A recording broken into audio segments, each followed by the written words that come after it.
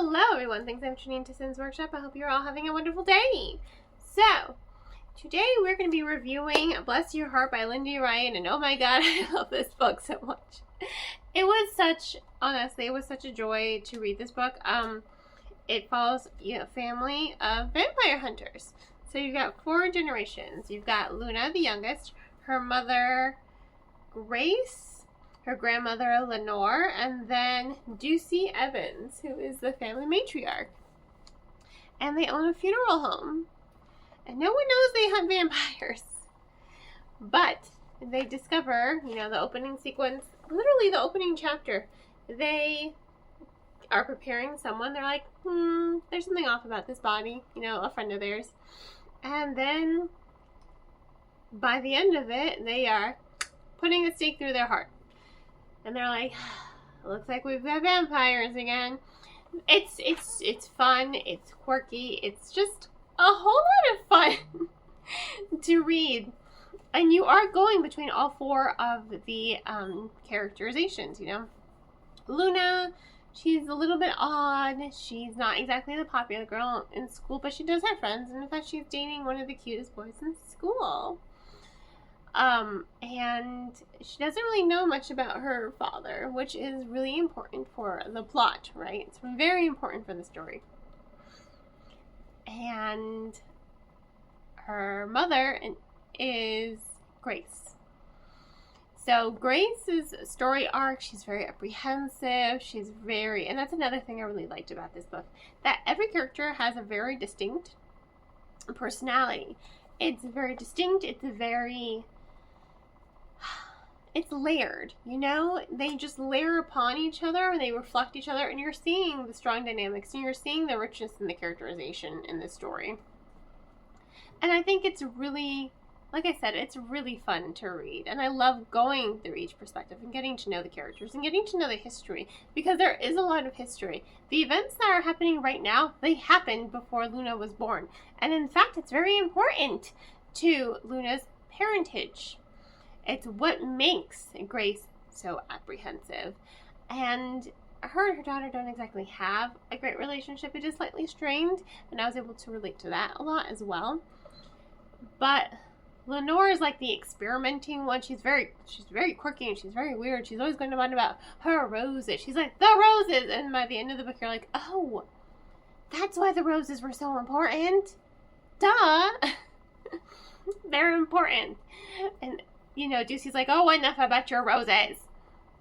It's really just, the characterization is top tier. These are women who you can relate to.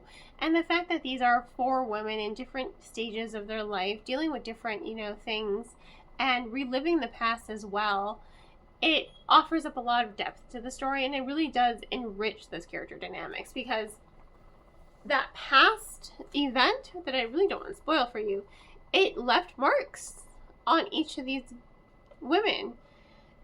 And Ryan is really good at not info dumping, which I like.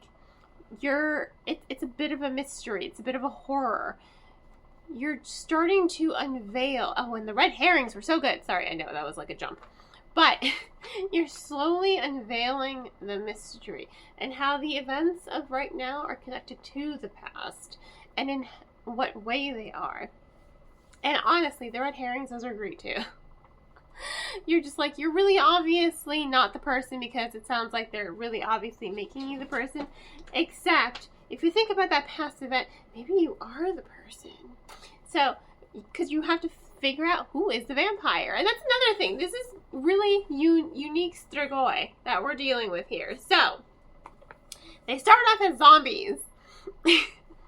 They're mindless, just hungry vampires. When they first come alive, they just want food. They want to suck your blood. And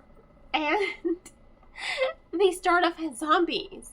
But there are 2 different ways that they can kind of evolve that'll turn them into 2 different types of Strigoi. And I think that that's really unique, and it's really, really interesting.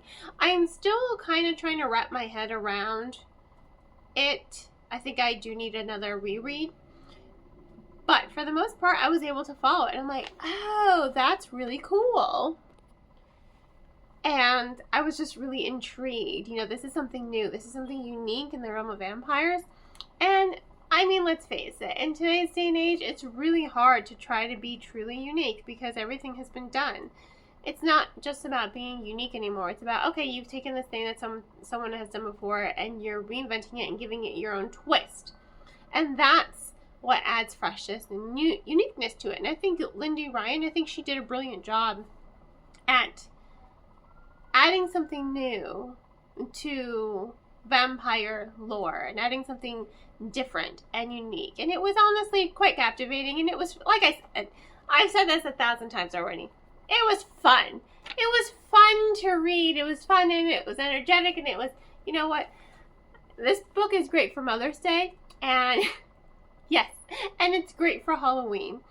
It was just a fun horror. And I'm so excited that another sequel is coming out, and this is going to be with werewolves. Like, yes, please. I need it. I need it in my hand now, and not tomorrow, not yesterday. I need it. Actually, no. Now. Just give it to me now. I love it. I love this book so much. It was fun, and I'm just going to stop now. In any case, thank you all for tuning in and watching. Please don't forget to like, subscribe, and share with all your book-loving friends. I hope you all have a wonderful rest of your day, and as always, happy reading.